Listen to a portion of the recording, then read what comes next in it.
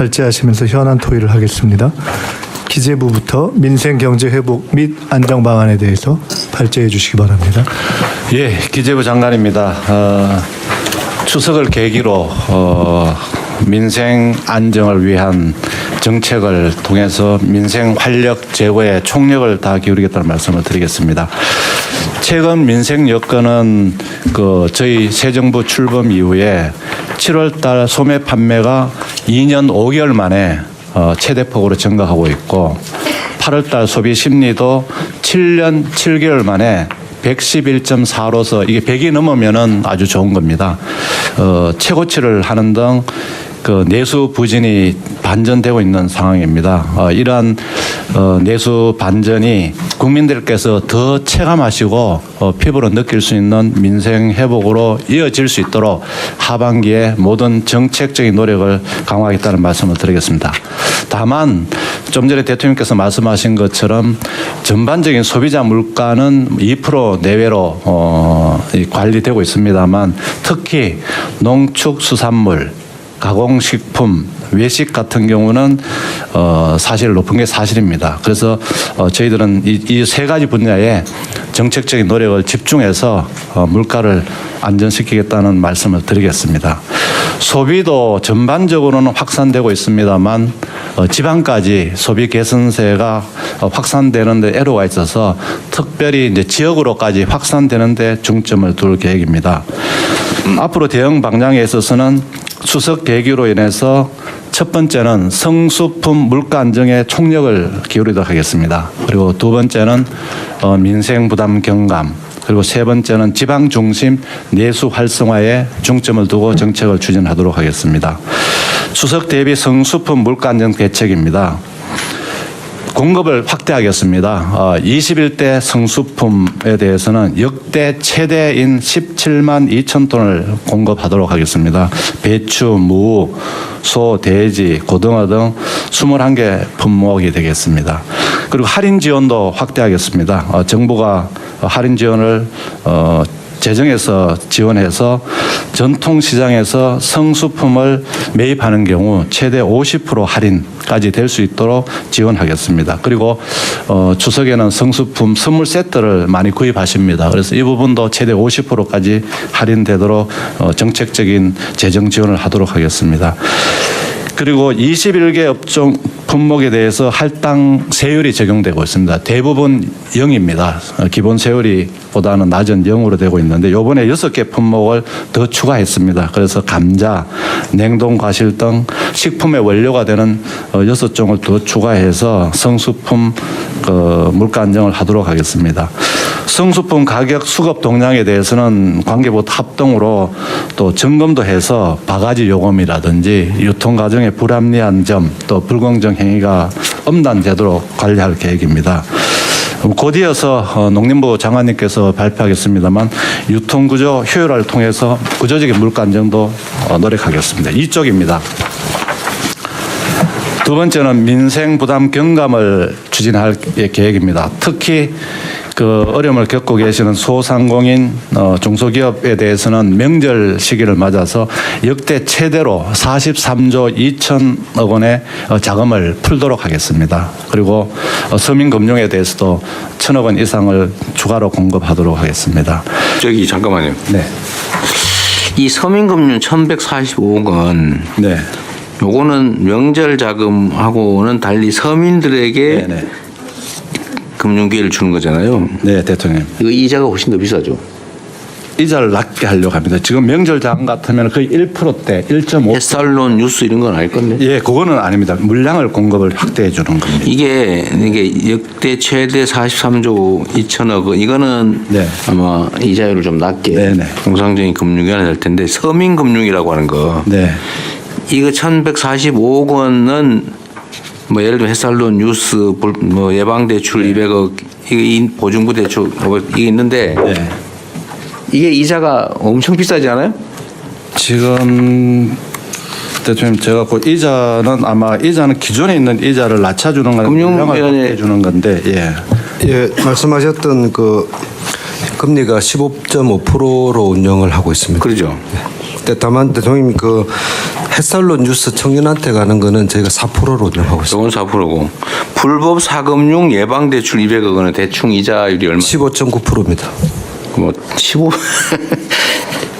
이 어려운 사람 대출해 주는 게 더 비싸니까 이게 물론 경제 논리에 의하면 맞는데 최저 신용자 보증부 대출 이거 이자 얼마예요?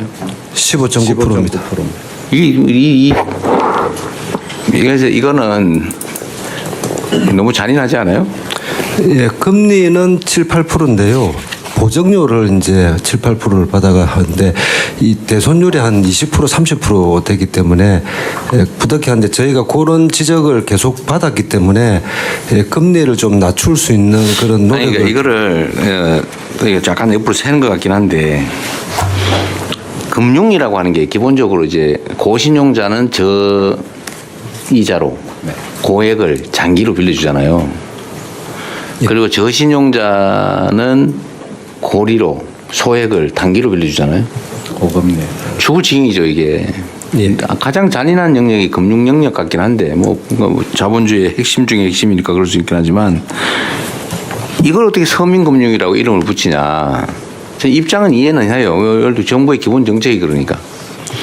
그런데 무슨 뭐 서민들 돈 없는 사람 돈 빌려준다 그러면서 이자를 막 15.9% 이거 좀 낮춘 거죠. 18.9 뭐 그러다가 좀 낮춘 거잖아요. 예, 그렇습니다.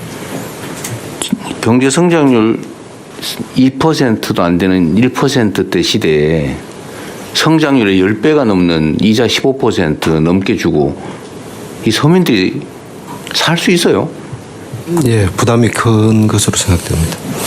그냥 겨우 하는 게 이제 대부업체 가면은 연 몇십 % 내야 되니까 그거 대신 해주는 게 혜택이라고 하는 거라서 안 하는 것보다 낫긴 한데. 예, 맞습니다. 대한민국 국가 경제력 수준이나 재정력 수준에 비춰보면 이 서민들 15% 이자 내고 500만 원, 1000만 원 빌리면 빚 못 갚을 가능성이 매우 높고 그럼 또 뭐 신용불량 뭐 이런 데로 또 전락하고 하는데 이거를 좀 근본적으로 저는 좀 대책을 좀 세워야 된다. 이게 지금 고리 대금 사업을 허용하는 논거이기도 하잖아요. 예. 그거 안 빌려주면 어떻게 사냐. 그거라도 빌리게 해줘야지. 이런 생각하는데 혹시 어쩌면 그 싸게 뭐 상한 음식 상이라도 싸게 사 먹을 자유를 줘야 되는 거 아니냐 하고 비슷할 수도 있지 않나 이런 게. 만약에 이런 게 영 어려우면 이건 공공에서 책임을 져줘야지 최소한을. 금융기관들이 연간 예대 마진 수익을 뭐 3, 40조 원씩 수익 내면서 요 이자 이거 몇백억에 10몇 프로 받아가지고 얼마나 큰 도움이 된다고. 그래서 공공기여를 정부도 마찬가지고 금융기관도 마찬가지고 15.9% 고리로 돈 빌려주면서 이게 마치 무슨 큰 대책이냐 하는 거는 저는 좀 이해가 좀 잘 안 돼요. 물론 일단 정책이 어려우면 이해하긴 하거든요. 네. 그럼 어디에 다 감당하냐 그럴 수는 있긴 한데. 전 근본적인 고민을 다시 한번 해주면 좋겠어요. 예, 네. 간단히 대안을 조금만 말씀드리면. 네네. 예, 저희가 이제 이 서민금융 상품을 1년에 한 11조 정도 공급하고 있습니다. 그래서 계속 금리 수준이 이제 높은데 한편에서는 이제 불법 사금융 가는 것보다는 낫다는 건데 어려운 분들의 금리 부담이 높은 건 확실합니다. 그래서 이제 이 돈의 재원이 주로 이제 재정이나 그 우리 복권기금에서 일부 나오고 있고 금융권에서 일단 출연하고 있는 그런 규모입니다. 그래서 이 굉장히 그 재정 상황이 이제 불안정하기 때문에 저희 금융위 생각은 또 그 국정과제 공약에 나왔던 내용도 뭔가 서민금융을 위한 좀 특별한 기금을 하나 만들어서 재정과 민간금융권의 출연을 좀 안정적으로 하면서 규모와 금리 수준을 관리하는 그런 방안을 저희가 모색 중에 있습니다. 기회가 되면 저희가 보고를 한번. 그러니까 저는 그 생각이 들던데 예를 들면 고신용자들 돈 필요 없는 사람들한테 돈 빌려주려고 1.9% 뭐 2.몇% 아주 낮게 빌려주잖아요. 예. 그것도 못 빌려줘가지고 왜냐면 신용도가 높으니까. 그래서 별로 필요도 없는 사람들한테 빚 아주 싸게 빌려주니까 그거 가지고 부동산 투기하고 이러는데